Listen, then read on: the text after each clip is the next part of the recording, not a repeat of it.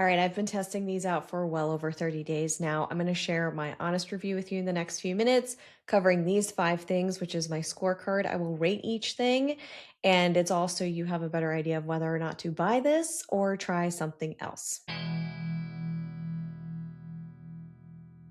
First up, I always talk about ingredients. If you want to know the shades, I'm going to put them on the screen. I'm going to be applying Fair Peach under the eye, and then I'm going to show you light medium beige on the face. The two I've been using the most, that's how I've been using them the most. It is a multitasker. This is silicone free, cruelty free. It says microplastic free. It's packaged in plastic.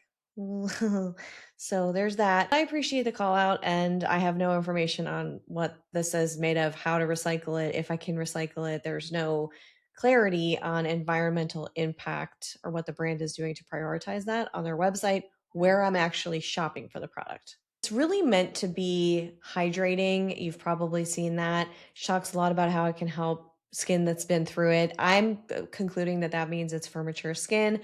I'm in my mid 40s, so I'm excited to try it. I don't like when brands just segment things out by mature skin type. I don't know why. I don't think it's a bad thing. I have a bit of a hang up there, but I'm not going to count it against this brand. I just wanted to give you that piece of information if you didn't know. Ingredients wise, the brand is fully transparent. That's what I look for above everything else. Application, I found this to be very, very easy to apply. I try all kinds of brushes. So this is sort of a kitten brush.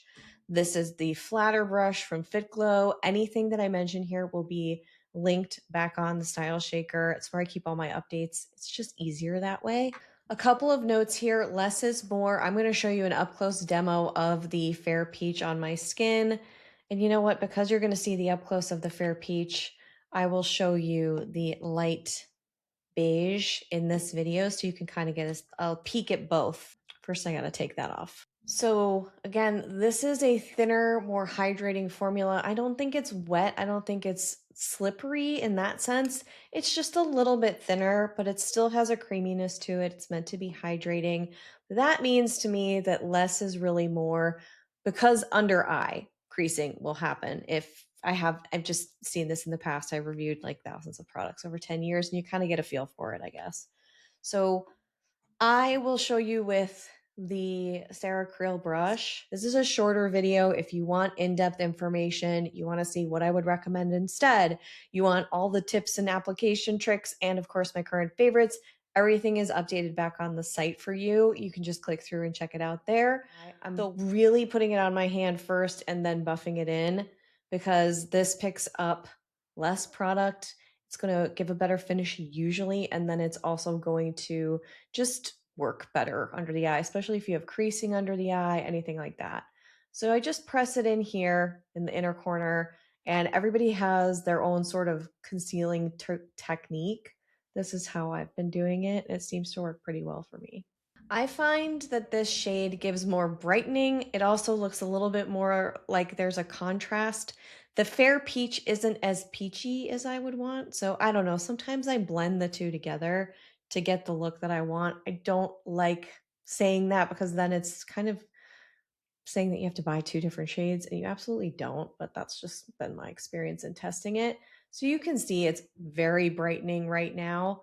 Pretty easy to do with this brush. I actually ended up liking this flat brush. The brand recommends really pressing it in more. Still using what I had on my hand, and you're probably thinking there's really nothing left. There's usually something left that you can pick up. For some reason, I'm liking the light brush stroke kind of swipe on, which isn't always the case. Because it's thinner, I feel like it just kind of works. I'm not sure why. But I also feel like this gets a little bit less product with this formula onto the face, and I'll tell you why that's important in a second. All right, so you can see that this is definitely brighter, but it also looks a little bit more makeup-y in my opinion. Makeup-y is a technical term. It's 100% technical. And then I'm going to go back in. I added a little bit more product. I'm going back in with this brush. Light layers seem to be the trick if you have slight aging crepiness under the eye. Play with it, give it a shot. You just never know, but once you find what works, the brush can make a lot of a difference. A lot of a difference can make a huge difference. I just think this is applying it better. I think the finish with this brush is working for me at least. I can't say it's going to work for you that way. Under eye application, a little bit fussy as you can tell. Because this is a concentrate, I'm going to show on the face what it can do for evening out a little bit. Light medium beige is what I'm going to use there. I'm going to do the same technique. It all starts to kind of blend together on the back of my hand. You can't see it because that one really matches my skin shade really well. And then I'm using this smaller foundation brush. And I have foundation on, but again, you can see this in the up close demo, which is really made for you to be able to see what's going on. Great, easy peasy. Moral of the story here is under eye, a little fussy, not so wonderful. On the face, very easy to apply. I think a lot of it has to do with that texture. It's the lighter weight and it spreads really evenly. Plus, I don't get polka dot pores if I don't have a face of makeup on. If I'm just using this over SPF, I don't get that kind of sinking in that sometimes will happen with a thinner formula on my skin. So application for me was a 4 out of 5 total. Now let's move into coverage and finish. Coverage, I could get a good medium coverage, as you could see, whether it was under the eye or across the face. And I could get that with one layer, maybe a light to medium, maybe a light medium, whatever you want to say.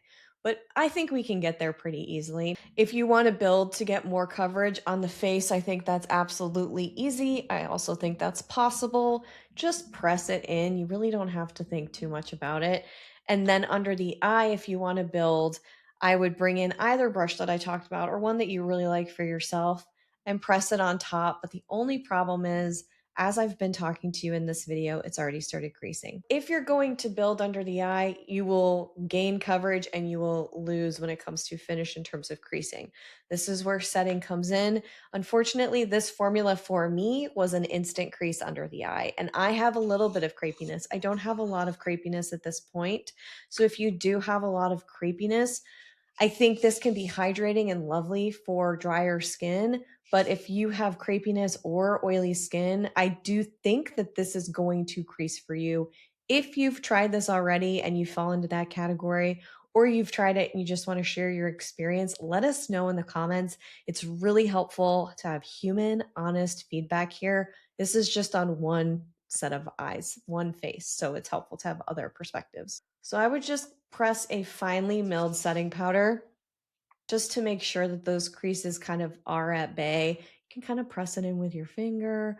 It does play really well with all of these powders. I put it on top of the makeup I'm currently wearing, and that worked really well. So it's versatile and works and plays well with other products, but I absolutely had to set it. So coverage, I believe, was a 5 out of 5. I think it did a really good job there. It's not meant to be that heavy, heavy full coverage. Finish for me, if it weren't for the creasing under the eye, it would have gotten a 5 out of 5, but I'm dinging it to a 4 out of 5. I thought about a 3 out of 5, but I didn't go there because I do feel like it gives you a soft satin finish, which is not dewy, not shiny, not radiant even. Under the eye, I really don't personally like that sometimes.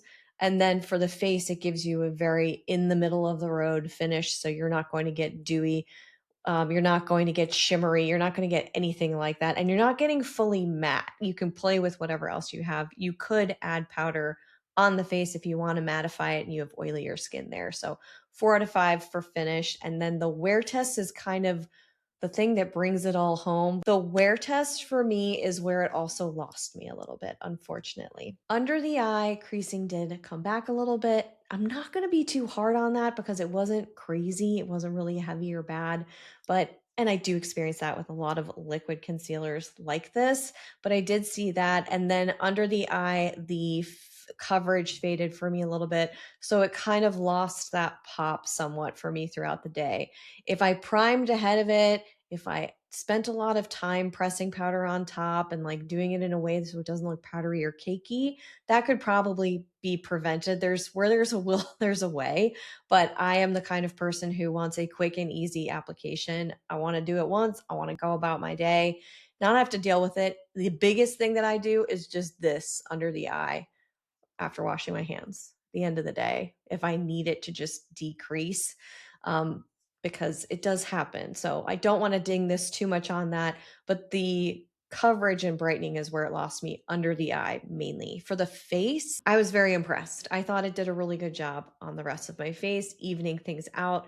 I could absolutely see this being something that I would use as a multitasker over a tinted moisturizer, a tinted sunscreen. Wear test was a 3 out of 5 because it really lost me a bit under the eyes. Total scorecard score here is a 16 out of 20. And in terms of final verdict, I test all these against my favorites. Does it beat my favorite? Right now, it doesn't beat some of my favorites out there in the correcting category or concealing category under the eye. Across the face, I do like it. I just haven't been reaching for it as much as I thought I would. There was a note about the darkest shade being used as bronzer. So I have medium sand. I talk about this again on the scorecard, but this was not dark enough to create that contouring effect. I lean on my favorite bronzers or contours to do that. So that was a little bit of a miss for me. I'm not in love under the eye. If anything, this would be a face coverage option. And there are other concealers on my favorites list or the best of the Style Shaker guide that are mentioned for that exact purpose. And they're a little bit more expensive. So this could be a good value for you if it's something you're interested in. And they do have a pretty decent shade range available as well. Let me know if you've tried this. I will be right back here real soon. Until then,